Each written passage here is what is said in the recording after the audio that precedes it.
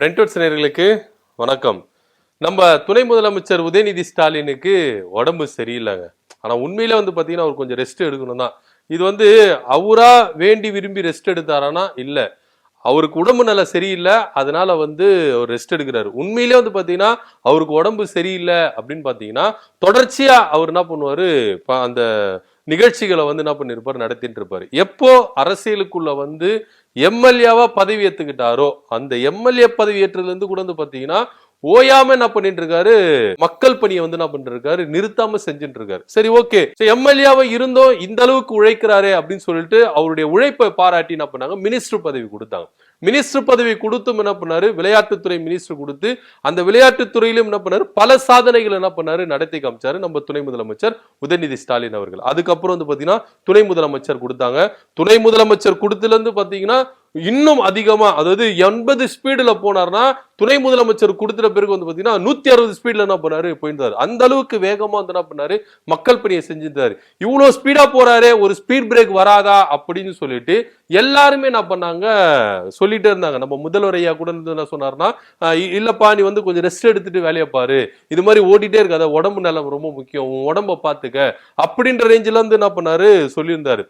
கூட இருக்கிற ஒரு நண்பர்களா இருக்கட்டும், சக அமைச்சர்களா இருக்கட்டும், மூத்த அமைச்சர்கள் எல்லாருமே என்ன பண்ணாங்க, அட்வைஸ் பண்ணாங்க, கொஞ்சம் அதாவது ரெஸ்ட் எடுத்துட்டு போங்க, இப்படியே ஓடிட்டு இருந்தா எப்படிதான் உங்க உடம்பு என்ன ஆகுறது அப்படின்னு சொல்றாங்க. அவர் என்ன சொன்னாருன்னு பாத்தீங்கன்னா, மக்கள் பணி தான் ரொம்ப முக்கியமானது, அதனால மக்களுக்காக இந்த திராவிட மாடல் அரசு உழைச்சிட்டே இருக்கும். எப்படி நம்ம முன்னாள் முதல்வர் கருணாநிதி அவர்கள் ஓயாத சூரியன் அப்படின்ற ஒரு பேர் வாங்கினாரோ, அதை காட்டிலும் இவர் என்ன பண்றாரு, ஓயாம என்ன பண்றாரு, உழைச்சிட்டே இருக்காரு. மக்கள் பணி அரசு நிகழ்ச்சிகள் அப்படின்னு சொல்லிட்டு தொடர்ந்து என்ன பண்றாரு, ஓடிட்டே இருக்கிறாரு. திடீர்னு பாத்தீங்கன்னா இவருக்கு காய்ச்சல் ஏற்பட்டுச்சு. டாக்டர் அட்வைஸ் கொடுத்திருக்காங்க, அதாவது நீங்க ரொம்ப தொடர்ந்து என்ன பண்றீங்க, பயணம் செஞ்சுட்டு இருக்கீங்க, மக்கள் பணியை செஞ்சுட்டு இருக்கீங்க, இதனால உங்க உடல் நலம் சரியில்லை, சோ அதனால கொஞ்சம் காய்ச்சல் வந்திருக்கு, இருமல் வந்திருக்கு, உடம்பு டயர்டா இருக்கு, கொஞ்சம் ரெஸ்ட் எடுங்க, ரெஸ்ட் எடுத்துட்டு என்ன பண்ணுங்க, அடுத்த கட்ட உங்க பணியை என்ன பண்ணுங்க, செயல்படுத்துங்க அப்படின்னு சொல்லிட்டு டாக்டர் அட்வைஸ் கொடுத்திருக்காங்க. இப்போ அதாவது குறிஞ்சி இல்லத்துல நம்ம துணை முதலமைச்சர் உதயநிதி ஸ்டாலின் அவர்கள் ரெஸ்ட் எடுத்திருக்காரு.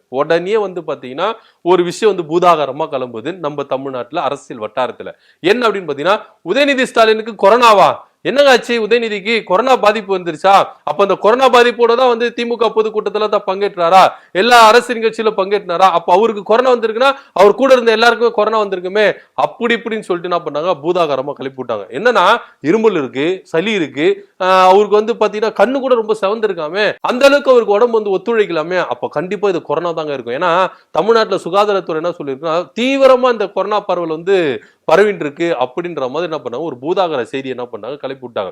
சோ இப்போ உதயநிதி ஸ்டாலினுக்கு கொரோனாவா அப்படின்ற ஒரு கேள்விக்குறி இருக்கு. ஒருவேளை கொரோனாவா இருக்குமோ அப்படின்ற சந்தேகமும் எல்லாருக்கும் எழும்பி இருக்கு. ஆனா டாக்டர் தெளிவா சொல்லிட்டாரு, உதயநிதிக்கு கொரோனா இல்ல, அவர் பாத்தீங்கன்னா டயர்ட்னஸ் தான். நிறைய என்ன பண்ணாருன்னா சுற்றுப்பயணங்களை மேற்கொண்டாரு. அதே போல அவர் ரெஸ்ட் எடுக்காம என்ன பண்ணாரு, மக்கள் பணி அரசு நிகழ்ச்சிகள் அப்படி இப்படின்னு சொல்லிட்டு தொடர்ந்து என்ன பண்ணாரு, செயல்பட்டாரு.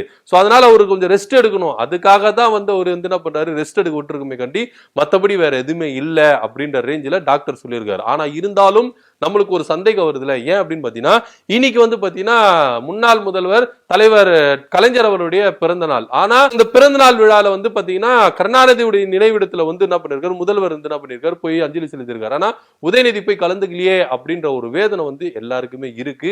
இதன் மத்தியில உண்மையிலே கொரோனா அவரு தனிமைப்படுத்தி வச்சிருக்காங்க. ஏன்னா நம்ம முதல்வர் கூட போய் சந்திச்சுட்டு வந்திருக்காரு அப்படின்ற தகவல் இருக்கு.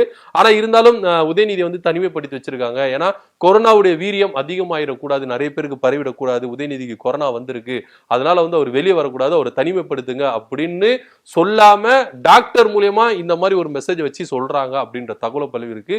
ஆனா உண்மையிலே பாத்தீங்கன்னா தமிழ்நாடு அரசு திட்டவட்டமா என்ன பண்ணிருக்காங்க, அறிக்கை ஒண்ணு விட்டுருக்காங்க. உண்மையிலே உதயநிதிக்கு கொரோனாலாம் இல்ல, அவர் பாத்தீங்கன்னா அவருக்கு நார்மல் ஃபீவர் தான், டயர்ட்னஸ் தான், கொஞ்ச நாள் ரெஸ்ட் எடுத்துட்டாருன்னா அவர் திரும்பவும் என்ன பண்ணுவாரு, காலில் சக்கரம் காட்டின்னு தமிழ்நாட்டை என்ன பண்ணுவாரு, சுழல் மாரி சுழற்சி வருவாரு, மக்கள் பணியில் அந்த அளவுக்கு ஈடுபடுவாரு, அரசு நிகழ்ச்சியில கலந்துப்பாரு, யாருமே வீண் வதந்திகளை பரப்பாதீங்க அப்படின்னு தமிழ்நாடு அரசு திட்டவட்டமா அறிக்கை விட்டுருக்கு.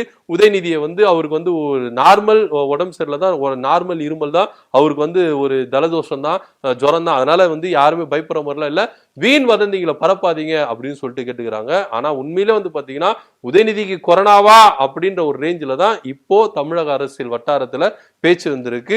அவரை தனிமைப்படுத்தி இருக்கிறார் அப்படின்ற ஒரு சந்தேகத்துல எல்லாருக்கும் இருக்கு. இன்னொரு பக்கமும் அவருக்கு கொரோனாலாம் இல்லைங்க, அவர் நார்மலா தாங்க இருக்கிறாரு, மக்கள் பணி இன்னும் தொடர்ந்து சூப்பரா செய்வாரு, அதுல எந்த வித மாற்று கருத்து இல்ல, எல்லாருமே சீக்கிரமா எதிர்பார்த்துருங்க உதயநிதி பழையபடி திரும்பி வருவார் அப்படின்ற செய்தியை சொல்லியிருக்காங்க. என்ன நடக்குது அப்படின்னு பார்க்கலாம். உண்மையிலே உதயநிதிக்கு கொரோனாவா இருக்குமா இருக்காதா, ஏன்னா அறிகுறிகள் செயல்பாடுகள் எல்லாமே வந்து பாத்தீங்கன்னா கொரோனாக்கான அறிகுறி மாதிரி தான் இருக்குது. கொரோனாக்கானால தனிமைப்படுத்தி இருக்கிறாரோ அப்படிப்பட்ட ஒரு செயல்பாடுகள் தான் இருக்கு. என்ன நடக்கு, சோ இதை பத்தி நீங்க என்ன நினைக்கிறீங்க அப்படின்றத கீழே கமெண்ட் பண்ணுங்க. நன்றி, வணக்கம்.